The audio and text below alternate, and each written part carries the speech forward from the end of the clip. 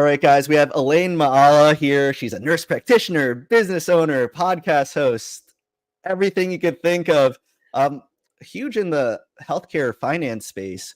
But Ellaine, tell us how you got into nursing, and we'll go from there. Okay. Wow. That is like huge. Sometimes I don't even think of myself as like a huge person. But my name's Ellaine Maala. I am a nurse practitioner. I have been in the nursing profession for like 14 years now, almost 14 years. So right now I am a nurse practitioner and yeah, I just like any other Filipinos, like we all got into the profession because of our families. But I initially really wanted like a career in healthcare. I thought I was going to be a physician when I was younger because my Hmm. dad is a physician. And growing up, like we immigrated here, and then my mom's like, you should just be a nurse. Like my mom is a nurse, by the way. And so I was like, okay, if that can get me into healthcare profession, because I've always wanted like kind of patient care and all that stuff. And then I got into, being a nurse, and then I ended up falling in love with the profession. I was like, this is like the best decision that I have ever made. I really love the work that I do as a nurse, but like growing up, money was never talked about, finance was Hmm. never talked about. And then so I was really bad with money initially, like especially when I was a new grad nurse. I was not thinking about investing, retirement, and all that stuff. As you know, like, we just want to Yeah, get our money, spend it, and all that stuff. And then yeah, so I ended up having a platform on, social media about talking about investing, because I think this is something that is, need to be talked about in our profession. But, that's how I got into nursing. And then now I'm a nurse, business owner. And at the same time, like, um, I know I don't see myself retiring as a nurse, anytime soon, but from full-time nursing, then that's kind of like the plan. But yeah, that's like me in a nutshell. I'm also a mom. I have 2 kids, so my husband, yeah. yeah. Like I was listening to like a lot of the other podcasts you're on. I feel like we have like similar stories. I think we have like the same Yeah. age kids Yeah.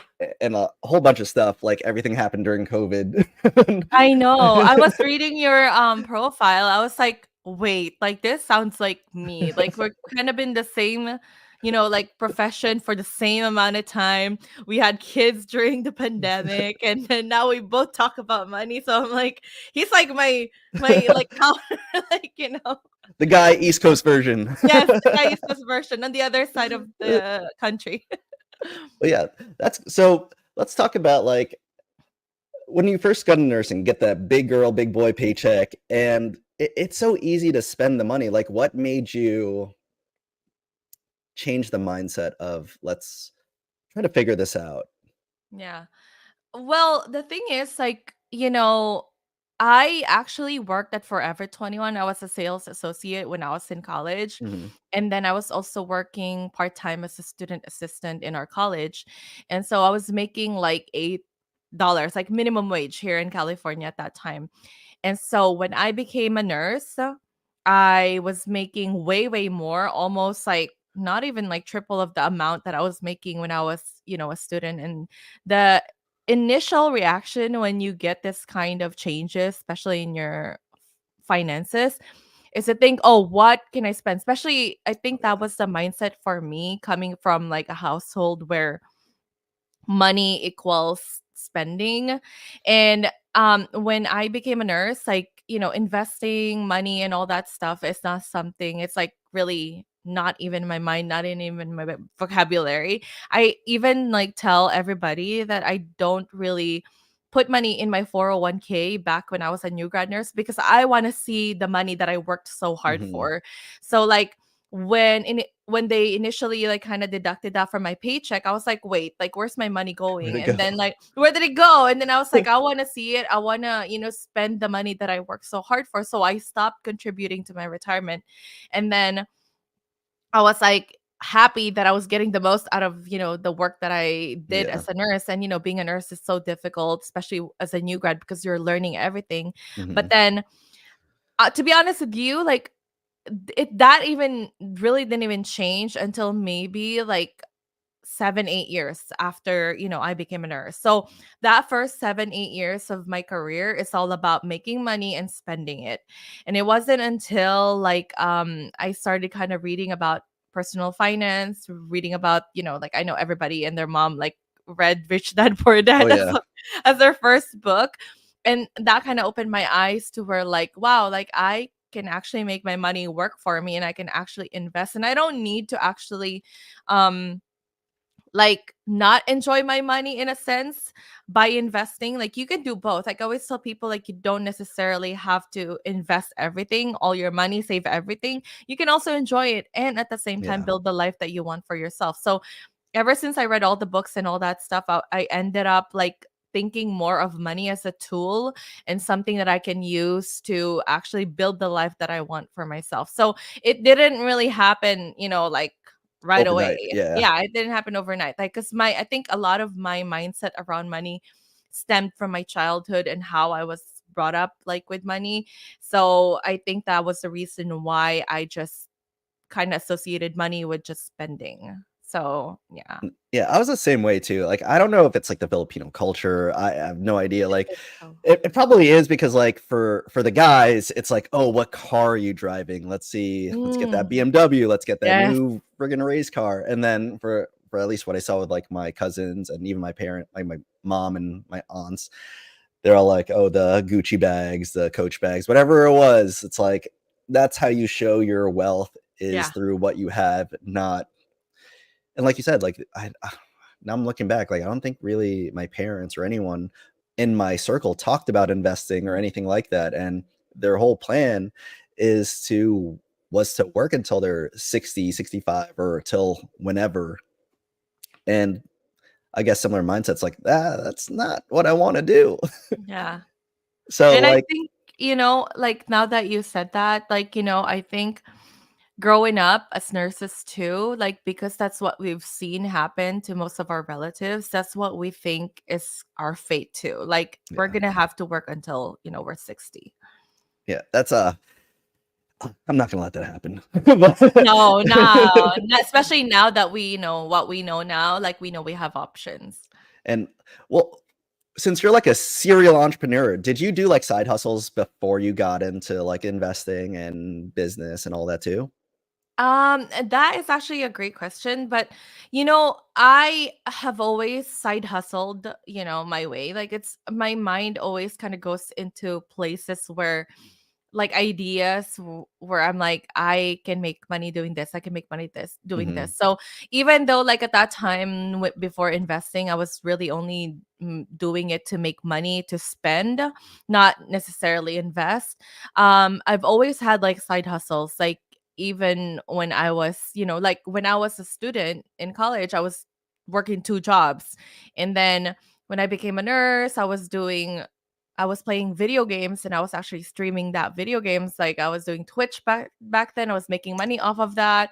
And I was doing I don't know. We could talk about like side hustles Let's like do it. for no, but I honestly love the idea that you can always do something on the side where you can make extra money. So it wasn't really until recently that I really looked at it as like, oh, this is like real, like this is like, yeah, I have to make this legalized, like I have to start an LLC and all that stuff. Everything else before is kind of just like for fun, but in a Mhm. way making money on the side. But it's not until recently that I've learned more about the business side of things where I'm like, okay, I could actually start a business doing this, all this stuff. But in general, I've always had like all this ideas. Like I've always kind of had like a hustler like mentality, even when I was younger.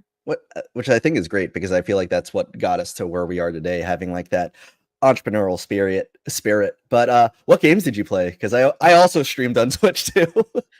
Got like that I love partnership. I was Yeah, like, no, that's awesome. No, it's funny because like my husband is a gamer. I wasn't a gamer, and then so we met in college, and then I've always seen him playing video games. At that time, my real hobby only is like reading books, and then so I would like see him like play video games. I'm like, what is he doing? And then I ended up like because he spends a lot of time doing it. I was like, I need to kind of learn what he's doing and see if I can spend time with him doing what he likes to do. And then so the very first game I actually played is League of Legends. Mhm. This was back even when it was in beta before. And then I ended up switching to first person shooter games, so like FPS Nice. games. Like I've played Counter Strike for so long. Like I Me think that, too. yeah, I have like 2,500 hours in that game. And then I ended up playing like MMOs, like, WoW, Black Desert, and all that stuff. And then the one that got me partnered on Twitch was this game called Black Desert Online. And then so when I was in NP school, this is actually what I did as a side hustle, is that I would go to work, and then like the days that I'm not working, I would stream. And then on those streams, like I would get, like subscriptions, like Mhm. donations and all that stuff. And I even partnered with like an esports gaming, company back then. And Oh, then so dang. yeah, it's like it's kind of like a way for me to like pay for my bills at that time, because I wasn't doing full-time work nursing. So yeah, so I love video games. I still play video games. I haven't played video games in a while because I'm so busy with like the business and all that Yeah. stuff. But I right now I play Valorant. So Oh, that's a fun game. yeah, it's Like, really fun. How I look about at you? my What PC games all did the you play? time. I What played a did lot of Counter-Strike growing up. I played, like, 1.3 all the way to Source, where it's all the way new, and then, like, that was throughout high school, we'd go to all, like, the LAN tournaments in New York City, Oh, so and then, fun. what got me partnered on Twitch was I can't even remember what it was, like, Fortnite, and there was, like, another one. I can't remember what the game was. It kinda, like, reminded me of Counter-Strike, but it wasn't Valorant. It was something Oh, else that came Overwatch? out. No. No, I can't Oh. remember what it is. I'm looking at my desktop, I can't even find it. I probably deleted all my games because, like, I just don't have time to play, but, Yeah, I know. It's sucky. Like grown up things. It's so hard to. like, I was just talking about that with my wife. Because she saw me, like, in, like, deep thought when we were driving home from work because we work at the same hospital. She's like, "What do you Mhm. think about it?" I was like, "I kinda miss playing video games," and she just, like, stared at Yeah. me, is like, 'cause, like, I have that addictive personality that if I start playing, it's gonna, like, take over my life for a little bit, then it's You like know what's so crazy? Like, there was a not even like a study, but somebody made a video before. I forgot who it is, but then they said that like the best business owners are like gamers too, because they gamify like everything in life. And as I don't know, like I love gamers because like we're very competitive by nature, but at the same time, like, we really like try to reach goals. So I think that like if you're a gamer and you're a business owner, like you would do so good because like you would like think of the goal as like a goal in game that you mhm, have to reach, and you achievement. won't stop. Yes, achieve it. You won't stop until you reach it. So I think that you're gonna do so great, like being a business owner too. So, let me ask you something, like, we're already on a million tangents, but I love talking like this. We are. So your kids, right? Are you gonna teach them Mhm. how to play video games? You know what? It's funny because like my husband and I are both gamers. So we always like joke about like how we're gonna have our kids play video games. They're gonna be our healers in game. But I don't know. I mean, for me, I always like, we always have this kind of like goals for our kids and like things, visions for our kids. But at the end of the day, like we're really here to kind of just like guide them. Like if they ended up liking video games, that's fine. If they ended up not liking it, that's totally fine as well. I'm all for like them just like doing things that they like to do, Mhm. like that makes them happy. So 'Cause I've had, yeah. like, conversations with, like, other parents, and they're like, "Oh, I'm not gonna let my kids play video games," and I'm like, "Why?" They're like, "Oh, Mhm. it's just gonna take over their life." I was like, "But the more you play video games, especially the games that probably we played growing up, um, those games were hard, and there a lot of problem solving, then you get a lot of fine motor Yeah. skills, you think about strategy in a lot of games." I was like, "Are you guys just like, do you really think this a video game is just, like, always fun? I No, it's hard. know. Some of these games are hard." No, I love meeting like other gamers because only gamers would understand this because like I mean it could be addictive, right? Like it could take up a lot of your time. It could and that's the same for any kind of things in life. Like yes, things could be addictive to the point where you're spending so much time like, mindlessly doing those things like scrolling on TikTok, scrolling on Instagram, right? But I think like there has to be like, in moderation, but you're right. Like video games definitely is not just video games. Like you actually have to think sometimes. You have to strategize things, right? But yeah. But yeah, let's bring it back. So like this is like one of the coolest things about like the podcast that we host. We show options of the nursing field. Like on our days off, you're able to do things like stream, find the side hustles, and find passion projects that could potentially make you money and just time because we what are we working 3 12s or 4 10s usually, Yeah. Mhm. and so you have those extra days where other people don't, where you could really look for ways to capitalize on that time. um so for your businesses, like the first one is like, is it nursing flow sheet? Yeah. So yeah, nursing flow sheet. And then I used to have a business before that's like a boutique. But I have no time to really like I told you, I have so many ideas. And then like the thing too, sometimes with business ownership that's really difficult is knowing when to pivot and like when to like when to go to the next idea, that kind of stuff. But what I find is that a lot of business owners, a lot of businesses really thrive if you like really focus on that one thing that you really truly believe in and be consistent with it. Because the thing is, a lot of people have been on the same industry for so long. And then the reason why they're so successful is because they have seen what works, what didn't. They reiterate, like, and all that stuff. They try to make what things work. So, like, I mean, it's still a struggle for me, to be honest with you, to know when to pivot and like, oh, should I change my niche? Should I even find a different offer? Should I do something else and all that stuff? But really sticking to what you believe in and just like being consistent with it has been kind of like a game changer for me. Right now, I only have the nursing flow sheet as a business. But that's what I'm focusing on. Like I think like you really become really good at what you focus on. So that's why I really want to, make it work. So what do you teach in the nursing flow sheet?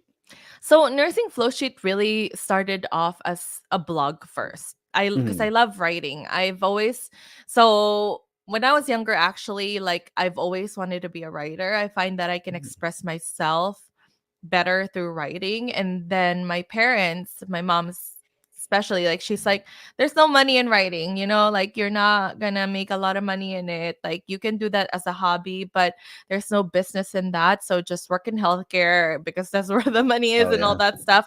So I've kind of like just did it on the side as something that I do, whenever I want to express myself or if I want to, do something. And then so nursing flowsheet actually just started as kind of like my diary with my nursing, career. So I started it as like where I put in my experiences, like being a nurse, being a new grad nurse, and all that stuff. And it wasn't even, I don't even have an audience for it. It's just like really what I do on the side. And then I named it Nursing Flow Sheet because, I don't know about you, but I became a nurse when EMR and Yeah. everything is not even a thing. So we do paper charting and we chart everything in the nursing In the flow flow sheet, like sheet. the INOs, the vital signs, and all that stuff. So that's where I initially like kind of wrote down my nursing experiences, like in an online form. And then when I learned about money, I was like, oh, this is our good things to know. I'm gonna write everything that I learned about money in this blog. So I write the mistakes that I've made, what I do with my money, that kind of stuff. And then later on, like it started, I started writing more and more, not for me but for nurses who were in the same position as I was before. So I find that there's a lot of nurses who don't know anything about money, who don't know anything about, debt, credit, and all that other, good stuff. And then so I was like, okay, this is going to be kind of like a place where nurses can go in for financial education. So essentially it's just a very focus on financial education, how to be good with money, and at the same time also optimizing your careers to make money.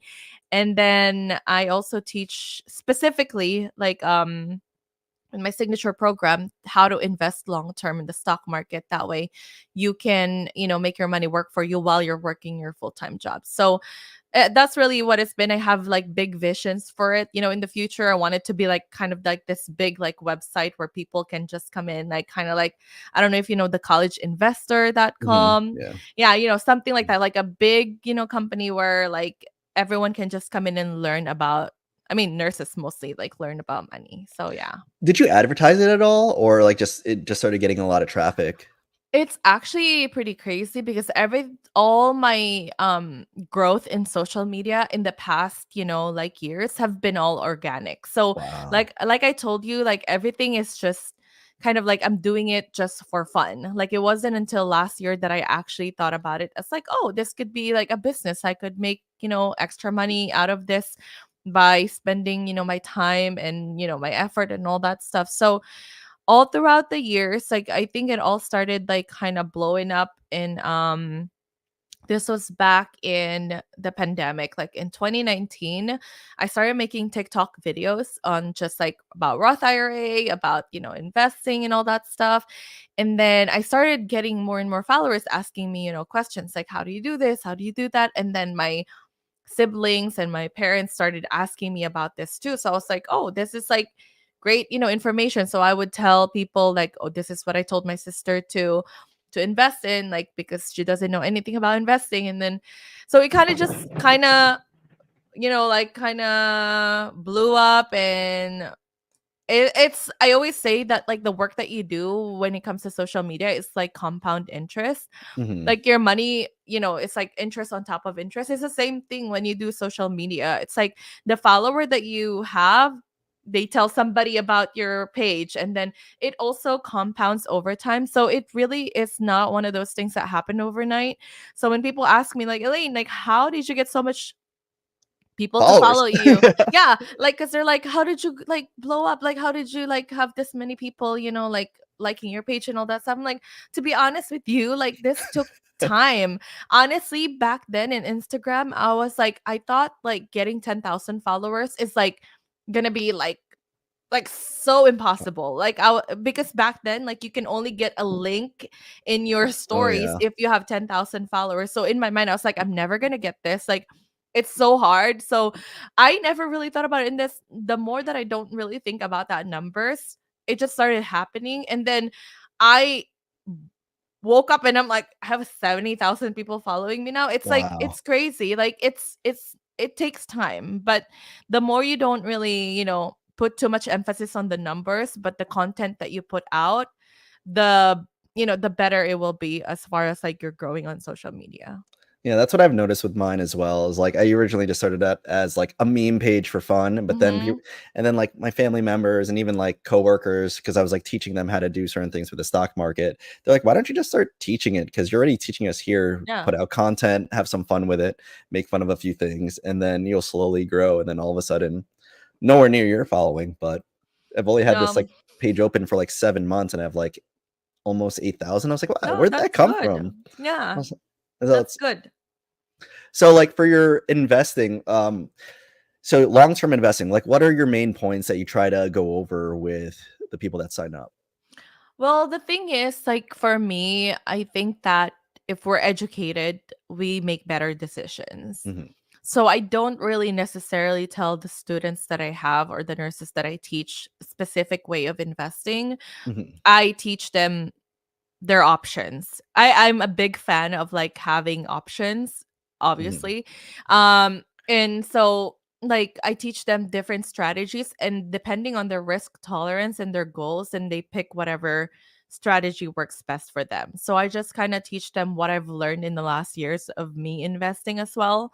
But I'm a big fan of like long-term investing because as you know with investing, like it takes time. Like mhm, investment is an investment for a reason. It's not one of those things that like you put in the money, you get the money right away. yeah, Like otherwise like not really like an investment in a sense. Like I feel like most good investments take time. And so like long-term investing, because a lot of nurses that I or like my specific audience and my specific like kind of like client avatar is somebody who's working a full-time job, and they want to make their money work for them while they work their full-time jobs. And like yeah, I could teach them about other things to make money, right? Like I could teach them like what you're teaching people, options trading, which is great. Like, it's a great source of income mhm, for people who really know what they're doing. And I could teach them about like drop shipping or like other things where I have made money. But in my mind, my product or like my course is really meant for people who just want to make their money work for them, want to learn how to make like long-term investments, want to learn more about financial education Mm, while they're working their full-time job, so they can have the option to retire early if they want to. Like they can be like, oh, okay, I can have this time frame and I can retire in 10 years if I just invest this much.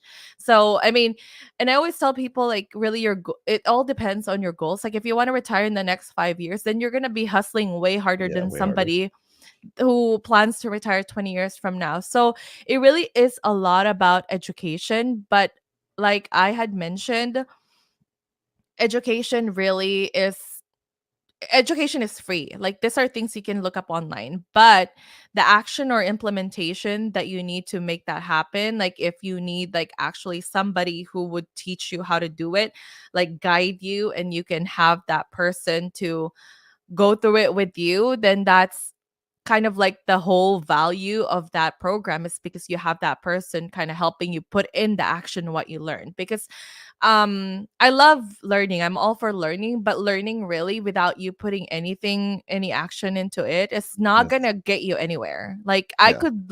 I could listen to all the podcasts in the world, read all the books, but if I'm not taking the action to actually like apply those things, then it's not, it's not going to be useful. Yeah. Yeah, it ends up being useless, just useless knowledge in your head Yeah. if you don't actually implement Yeah. anything that you're learning. Hmm. And so when these students of yours, since are you the main focus person that runs everything? Like, do you do a monthly webinar or something to for those people to Yeah. walk them through what they would need to know? I So initially when I started this program, I do like more of like it was actually a weekly thing, Oh wow. with the beta people that I did this with. Like I would go on every Friday. This time you ask me questions about it, and then it's like a 5 week weekly thing. But then, like, I find that a lot of nurses are busy, so a lot of them can't even make it to the Yeah. calls. They can't really, and I was like, okay, so how can I actually, make this work for them? So I ended up just setting up like a time, like an office hour, and then they can put in their questions and I answer Wow. it live for them. And then I just upload it in our kind of like area in the library. But there is a 24/7 kind of chat feature in the program, where if you are stuck with something in the program that you're like confused, then they can ask questions, in that chat. So Wow.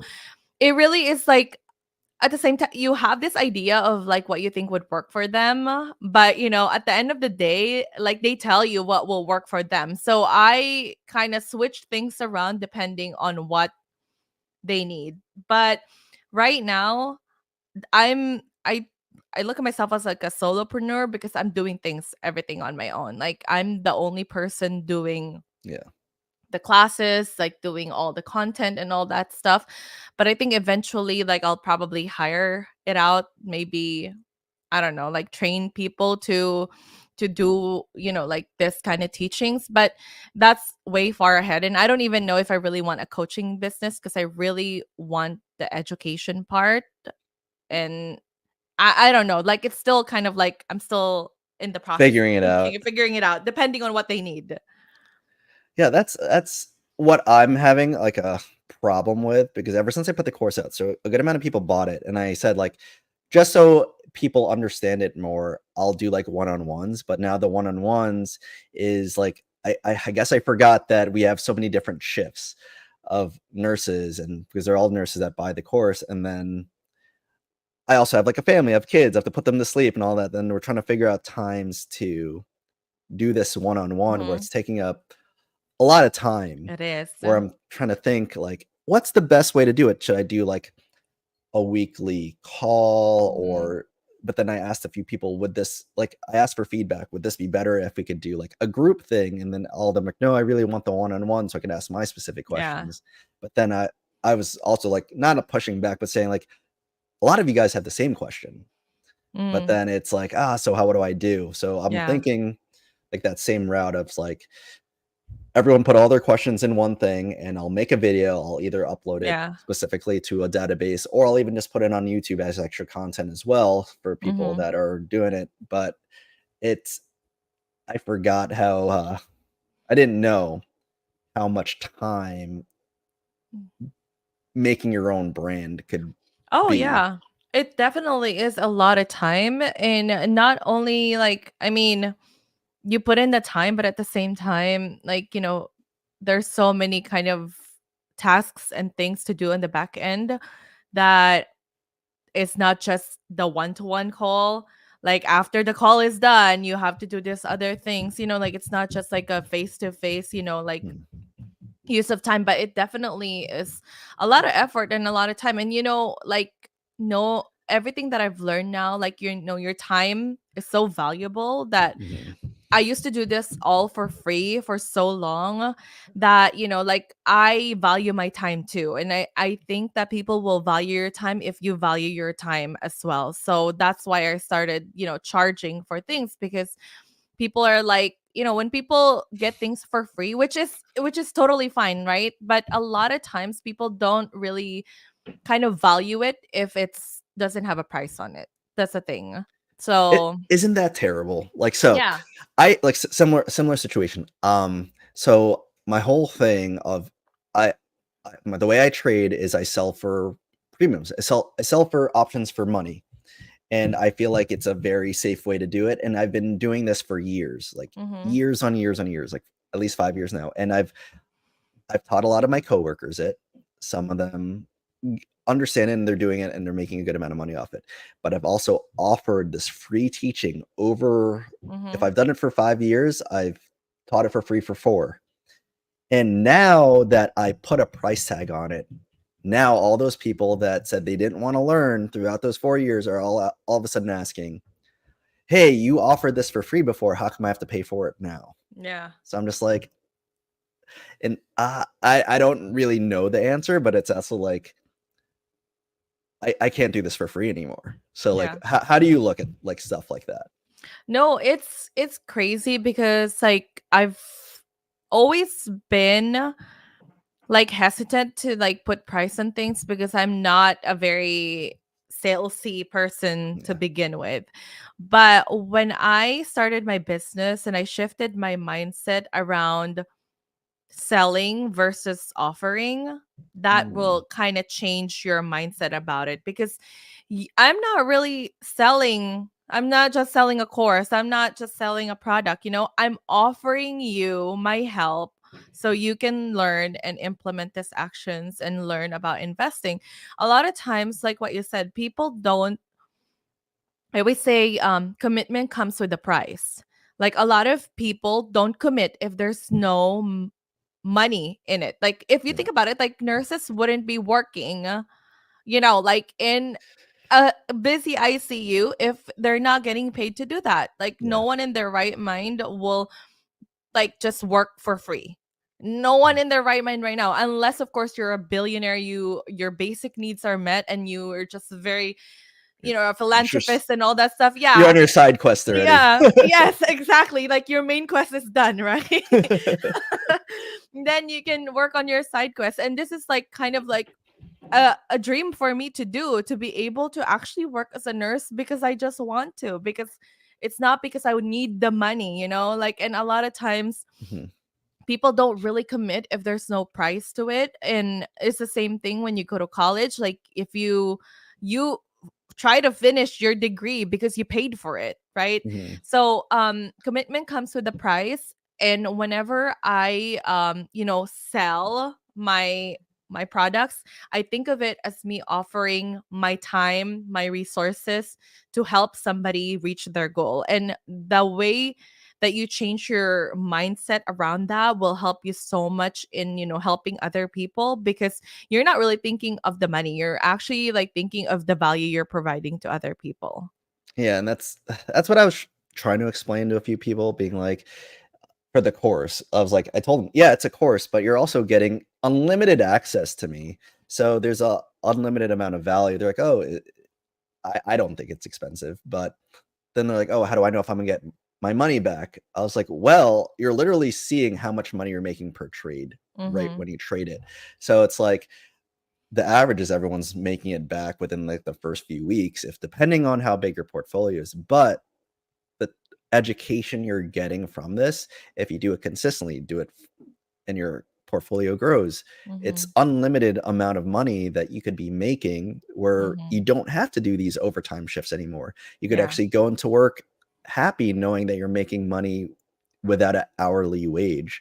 And I think that like goes into like the similar things like we both like talking about is options. Like you have options of making money outside of work. You could do the overtime shift, but if you have other ways of making money, Mhm. you don't have to do those overtime shifts. You might actually just come to work not burnt out, Yeah. happier, less stressed, less anxiety, Yeah. all of that. Mhm. But let's talk about how were you invited to the New York Stock Exchange? Oh. That's so crazy, 'cause, like, it's so surreal that that happened, and I think I talked to, a few people about it, how when I got invited by BlackRock, like, I thought it was, like, a spam email. I Like, 100% would have thought it was a yeah, spam. I was like, "No," 'cause I've been making, like, content, like I told you, like, for a few years now, and it's all about investing in all that stuff, and BlackRock has not followed me or anything, so or like iShares or like their marketing person never followed me or said anything. So when I got this email, I thought it was a spam. So I actually ignored it maybe for a few days. They're actually inviting me for like an influencer event. Like right now I still like don't think of myself as an influencer. But they have like an influencer summit for people who talk about investing and all that stuff. And then I got that email. I After a few days I ignored it because I was like, there's no way, this is probably a spam. And then when I was cleaning up my email, because I clean up my email all the time. Like it really bugs me if there's a You're lot one of of like those. yeah. You would Yeah. hate to see my email. Oh my gosh, my sister, I kid you not, like she has like 300,000 unread emails, and I was gonna throw her phone away because I was like, I cannot, I don't know how you See can all get those red so. bubbles next to the mail thing. I can't like right now. I don't know if it's any, but I hate those red bubbles. So I try to get all the notifications and everything from my phone. But anyways, going back to what we were talking about. So I was cleaning up my email and I looked at this like email again, and I was like looking at who sent it, and it was actually like blockrock.com. So I was like, oh, okay. And then so I messaged back and I'm like, thank you for reaching out. Like, I am very happy to learn more about this information or like this event. And this was back in November last year. And I was like, okay. And then they asked me for my address. They sent me something, in the mail. It was like a PR package from iShares. And they're like, Wow. we would like to invite you to New York, like to ring the bell because we are releasing this target date ETF fund for iShares. And I was like, okay. And I work a full-time job. I have two kids. So I was like, I don't know how this is gonna work out, but I was even like debating if I should go or not. But then it was funny because my dad is actually I told my parents about it, and my dad's the one who encouraged me, and my mom too. They're like, why don't you go? This is like a lifetime, opportunity. Like, just go. Like, who else would have said that they got invited to ring the bell, Mhm. in the BlackRock, by BlackRock at the New York Stock Exchange. So, and it turns, out that that date ended up being the date that it was my husband and I's anniversary. So it was in November. So I told my husband, why don't we make a trip out of this so you can come with me and we can go to the New York Stock Exchange. And then so he's like, okay. And then I asked, and this is great thing too. We have great support. We have my in-laws who took care of our kids that weekend, and we flew to New York. And it was such a surreal experience because all the other influencers there are like influencers that I was like, oh my gosh, like they have like millions of followers on YouTube and all that stuff. And then they actually emailed me like a few days before, you know what? We need 5 creators to go up to the actual ring to ring the bell. And we would love for you to be one of those 5 people because what you do for nurses, and I think nurses really deserve, to live good lives and have a dignified retirement. We really love the work that you do, and we would love for you to go up there. So I was like, yes, I'm Wow. gonna go there. I'm gonna go up there. And then it's really awesome because like we went there, and then it was just like so surreal. Like I'm like, I can't believe I'm inside this. And then you go inside, there's actually like a little hallway going up where you ring the bell, and there's a bunch of like signatures. So I actually put in my name in there. You can sign your name in Wow. it, and now I can tell my kids like my name is in the New York Stock Exchange. And then so we ring the bell, and then there's like a little event that talked about target date ETFs after that. And then it's really nice. Like I've kind of been like contacting like iShares to kind of give them my feedback as a nurse, like what our struggles are as nurses when it comes to retirement and investing. And it's so nice to be an influencer in that, in that in that, That's that concept. space. Yeah. That's a space a lot of us don't even get an opportunity to do. That's awesome. Yeah, it was surreal, and I'm so thankful for that. But yeah, it was so crazy. Like I still think about it to this day. And then just recently, I went to Nasdaq too.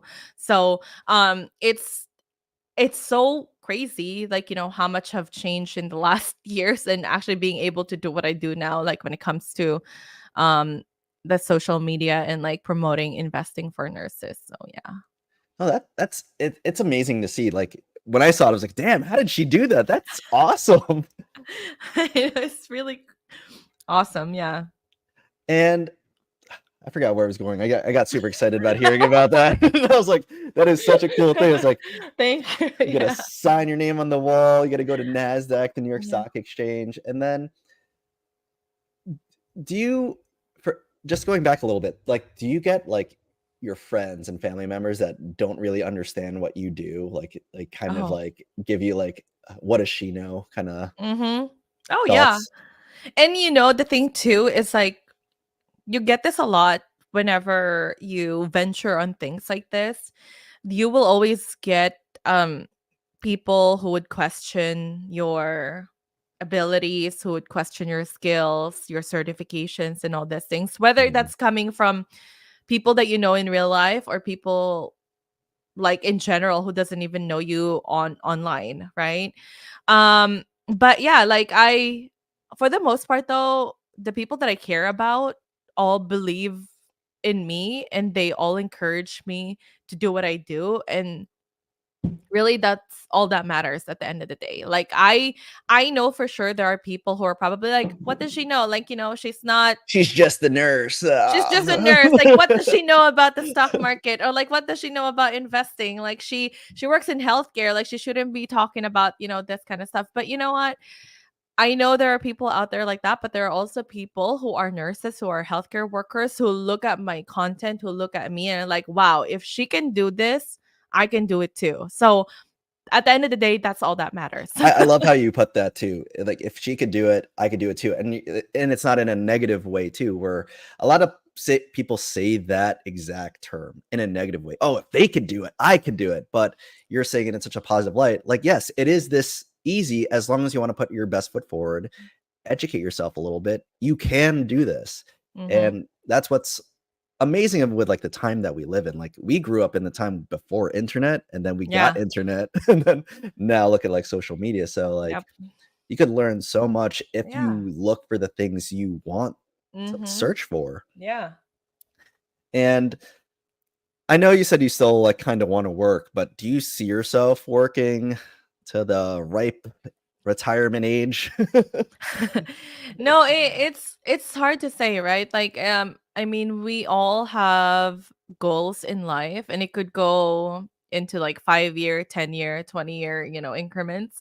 Mhm. Um, and then that could change still, right? Like you could have like goals right now for the future, but then later on you'd be like, oh, actually, I don't want to do this anymore, or actually, I want to do this. But for now, I actually I always like think of my dream life, and that's what I always tell people to think about. Like, what does your ideal day look like? Like not just like future wise, but how would you like to spend your days? Mhm.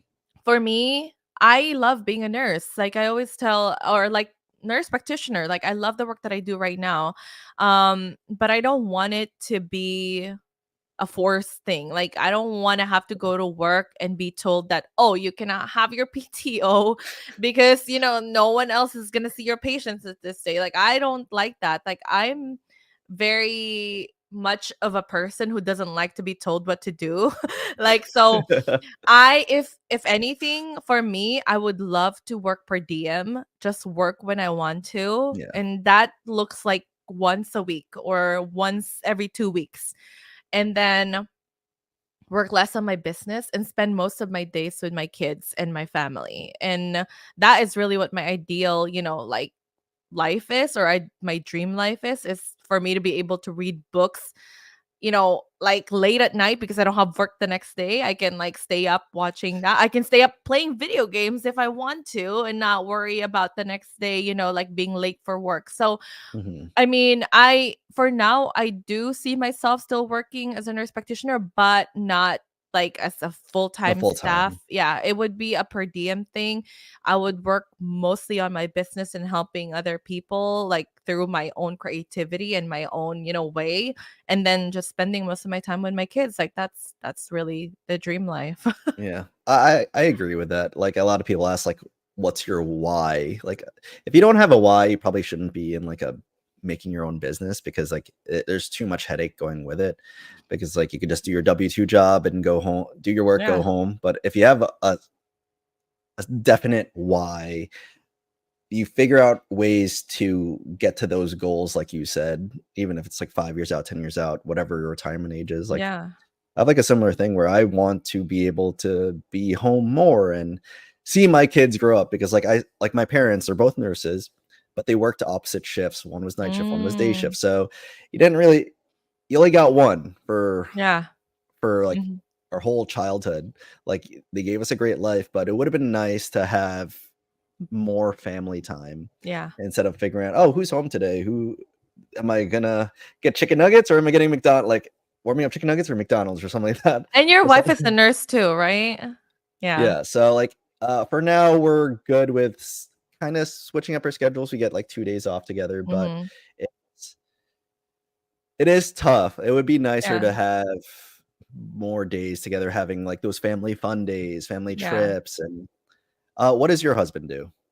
He's actually funny thing is I met him in nursing school, and people always ask me, "Where did you meet him?" But he's not a nurse. He actually like he he dropped out because he's like, "This is not for me." He realized early on after his first clinical, like shift that nursing Like is not for me. He grew up with a family. I mean, his mom is a nurse. His mom worked two jobs.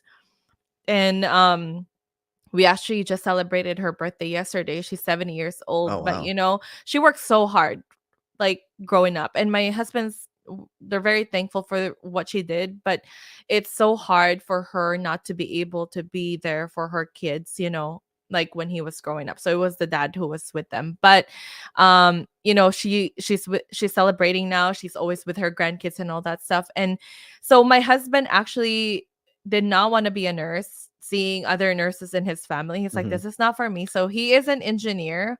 I was And about to say there's only, like, 2 other jobs you're gonna go into. It's either engineer or accounting, and then if you didn't wanna go to school, you're a mailman. Oh my gosh, so Filipino. No, oh my god, so true, but so Uh, that's I'm sorry to stereotypical. every Filipino that I just hurt their feelings for putting out a stereotype like that. I was like, "There's only 2 other options here." Oh my gosh, that's so true. But yeah, he is an engineer. But yeah, we our schedules are kind of the same. So our kids has to be in preschool. So yeah, it's difficult, and I want to be there for my kids more. So yeah. And so, I'm not gonna delve into, like, your finances, but I'm guessing you make a decent amount of money off your business 'cause I get a lot of people ask me, "How come you don't quit already?" And just work on your businesses full time. And my biggest Yeah. thing is like healthcare. Healthcare is Yeah. expensive. I was like, Mhm. that's why I don't leave yet, because it Mhm. is way too expensive. Where at least if I come to my nursing job, I know I'm going to have insurance, and everything that I make in the business could get reinvested back in the business to make it grow. And I won't have to worry about the extra expenses. And I think that's like a similar sentiment that like Jason and Monica from Nurses to Riches has as well. They're like, Mhm. if you're making so much money, I don't believe you because you're still working your nursing job. Is that like a similar thing for you as well? Um, the thing is, you for me, I am very risk tolerant. But I take really calculated risks. So if I'm gonna, quit full time, I have to be very strategic about it.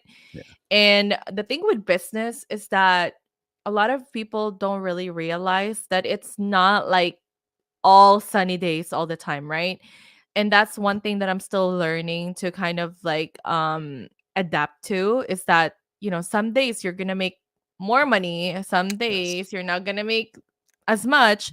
And in contrast to like working your W2, you get like the same amount of money every single time, right? Yeah. So I think I'm still at that point where I'm still strategizing how I'm going to do this and really preparing myself, most especially mindset wise, with that big change, as Yeah. far as like the pay and all that stuff. But I make good money in my W2. My husband makes good money, like relatively wise, like where we live, we're comfortable and all that stuff. And then my business actually has been making good money as well. But at the same time, it's not the same every Yeah. month, you know? And that's one of the pitfalls sometimes of some people. It's like they make really good money in 1 month and then they're like, I'm quitting my job because I made good money. Like I make more than what I make in my Yeah. nursing job. And that has happened to me, maybe a few times already, like where I made more in my business versus my nursing job. But that's not the same all the time. Like the next month I would make like way less and I'd be like, okay, so what happened here? And I think I'm still at the process of preparing myself mindset wise, and also having make sure that we have a good safety net like financially before I like dive into full-time business ownership. Because if this is just me, and this is the same thing with Monica and Jason, if it's just us and we have no kids in the Yeah. picture, I would have done this long long time ago. Like if no one's relying on my income, if I don't need to feed people, I could go broke, I could be hungry and all that stuff, but I can never see my kids hungry or like broke or like get them through this whole mess because of me. So that's why for me, it's more of like really like calculating everything and like planning everything. But I'm a planning, person. I plan everything. Even before I plan when I sleep. So like everything has to be in order before I even, you know, do that. So yeah, Yeah. so yeah. Uh, I agree. Like, so like before I switched up my content on my YouTube to like nursing and Mhm. um entrepreneurship and like that, I was doing like a lot of like stock picks, crypto picks, and all that. The ones that I was actually trading at the time, and that's how like my subscriber count got to like 20 something thousand. And I was making, because like finance YouTube makes a lot of money. I was making more than what I was making monthly um at my nurse job. And then some people found out that I was making a good amount of money, like similar to what you were saying, is Yeah. like, oh, why don't you just quit and just do this full time? I was like, I don't know how long this is gonna last. Like, Yeah. it's a good few months to a year run, but it could go away instantly. And now I'm searching for a job. And so, like, again, I'm like just thankful I didn't quit, because who knew I was gonna make this pivot to where I am now, to Yeah. pretty much start all over again. And at least like nursing gave me the opportunity to keep myself on my feet while switching everything. Yeah. But we're going close to an hour here. So like this went by really fast. I I was know. like, what the heck? Where did it It's all already go? an hour. Wow. But so let's like go into a few questions of like, What was your biggest like money fail? Mm, I have a lot, to be honest with you. Um, I would say maybe there's two. It's one, not investing early, because that's what everybody says, like once they see the power of investing and compound interest, is that one of the biggest mistake is I was making good money as a nurse, but I wasn't investing at that time. And if I had invested at that time, I would have been in a better, position now. But not saying I'm in a bad position now, but like that's a regret that most people who learn about investing learn later on, is that they didn't start early. So once you kind of have an idea that this is something that you need to be doing, you should do it now. Like whether you are a new grad nurse or whether you're in your 40s or 50s, like if you're hearing this episode right now, you should be investing. Like that's the thing. So you don't have that mistake later on. Second one is um not being educated, not really like not educating myself in the things that I don't understand. Yeah. I always say that you make better decisions when you're educated. So like some people say things are not good for them or and all that stuff without really having an idea of what those things are. So like in order for you to have like um an informed decision on things, you have to be educated on those things. So like start educating yourself about money, start educating yourself about investing, and then that way you can make better decisions for your life financially. Yeah, that's huge. When I was just on like the Investor and podcast with Josh and Colin, they asked me like a similar question, and I was like, my biggest fail was thinking there's like a get rich quick thing of like penny stocks, and like that was. I'm happy I went through that because I lost money, and it forced me to change That's the change same my. thing with me with options trading. I I did was options and I was like, I lost money and I did not know what the heck I was doing. So be educated in what you do. I was like, thank God I did that early, because even Mm-hmm. though it was like a few grand lost, I was like, at least it was so early where I was Yes. able to switch it all up.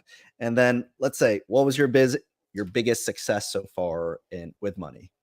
Oh, hmm. That's- It's like the opposite of the other one. being being educated about money and actually investing my money and actually like um started investing early on and starting my business as well. I think that like I always like am an advocate for calculated risks. So Mhm. um that risk of like starting that business, that risk of like investing my money, like they all kind of paid off. So and also like switching to being a nurse practitioner, because I think that not only improved my life in general, like my schedule, made me more money and made me work less hours for me to be able to do other things outside of nursing. So I would say that's the biggest win I have. It's like being a nurse practitioner, because although it may not work for some other people, it really worked for me, like work life balance wise, that Mhm. I'm able to do things outside of my career for me to improve my life financially. So, Perfect. And you said you're a bookworm. Outside of Rich Dad Poor Dad, any financial books that you recommend for people to read? there's so many. Like I love reading books. Like I love audibles too. Mhm. One of the things that I love that it's like right here. One of the things that I love is like working on your money mindset. So you are a badass at making money. This one's a really great book. Um, Common Sense Investing by John Bogle. Mhm. This one's really good. I love Bogle investing, especially for long term investing. Think Rich and Grow Rich. I think Uh, that's the name of the book. is There's so that the many. Remit Sadie one? Thinking no, No, oh, I think Napoleon that Hill? one, yeah, Napoleon Hill. And then said he is also good. I have a lot of books. I can give you a full list. Like I read so many books. So yeah, those are some of the ones that I love. And then I know you already touched on it with the education, but if anyone, like, what advice would you give someone to, if someone wanted to emulate what you're doing, what other advice would you give other than education? put in the action, start now. Because and you have to like think of small steps too. Like don't think like if you want to reach a goal that you can get there overnight. Like it takes time, it takes patience. That's the same thing when you're investing. In order for you to get a big portfolio, you have to wait. Like, like patience is a virtue, and people always say that, but that's so true. Like you have to be patient and you have to put in the work in order for you to see the results. Yeah, that was you're fun to interview. Like we could have like We could go on. we could go on. I just saw my wife come down the stairs, I so I was see like, it. "Oh, I was like, I guess it's time." But Ellaine, this was a lot of fun. I'm hoping I could have you on here again, and we could like always like Awesome. catch up. So, Yeah, definitely. Family Fun Day is gonna start in a little bit. So, Ellaine, thank you so much for Thank doing this with you. me. I Hmm. appreciate you, and hopefully we can do this again. Okay, awesome. Here, hold on. Let me take a quick selfie so we can. There you go. Thanks for having me. Of course, This was fun. this was a lot of fun. All right. Okay. Have All a right. good day with your All right. family. Bye. Thanks again. Bye.